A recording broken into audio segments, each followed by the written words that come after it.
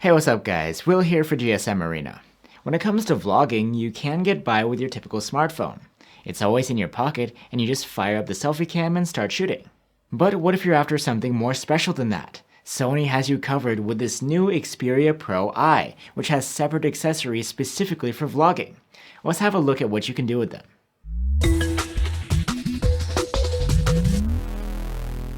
The Xperia Pro-I, which stands for imaging, is Sony's new camera-centric phone, which on top of all of the premium flagship features, brings a 12-megapixel main camera with an impressively huge 1-inch type sensor. And it's not just about the sensor size. This camera has a Zeiss lens with a variable aperture, phase detection autofocus, and support for 4K video recording at 120 FPS. There's also eye autofocus and object tracking for video. But wait, shouldn't I be talking about the selfie cam? No, because thanks to the brand new Sony Vlog monitor, you can get all of the benefits from using the main cam and see yourself at the same time. The bundle costs around $200 and comes with the 3.5-inch monitor, which has a 720p resolution, a USB-C cable, and a phone clamp. After you've clamped onto the phone, the monitor snaps into place magnetically. The connection feels quite sturdy. Then we plug in the cable. There are two USB-C ports, one which can draw power from the phone, and the other which can take external power. One nitpick we have is that the cable is quite stiff, and it seems like it's applying some unneeded tension onto the ports.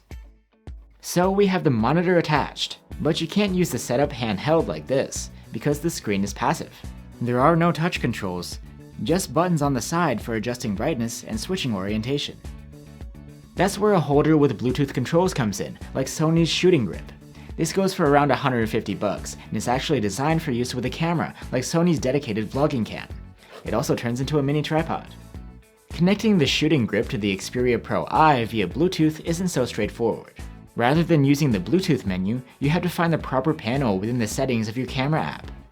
Enable it there, and then press a combo of buttons on the grip itself to become visible. Then, if you really want to feel like a pro, you can attach a mic to the top of the clamp for your audio. It can plug into the phone directly, or it can feed into the phone through the monitor. This is a Deity V-Mic D3, which costs around $100, but you can use any microphone. So as you can see, it took a few steps to assemble, but now that we have it all set up, let's take it outside and give it a spin. Hey, what's up guys? This is how it looks outside. We're trying out the vlogging setup, and overall, it looks pretty nice. The setup does feel a little bit on the heavy side. It's comparable to a setup with an actual vlogging camera. But you can save a little bit on the weight if you use the Xperia Pro-I's onboard mic. It's actually pretty decent.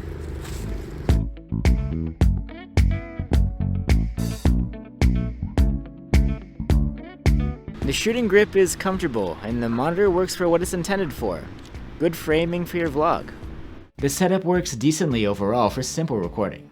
You have a record button, a digital zoom in and out, and a button for switching between cameras.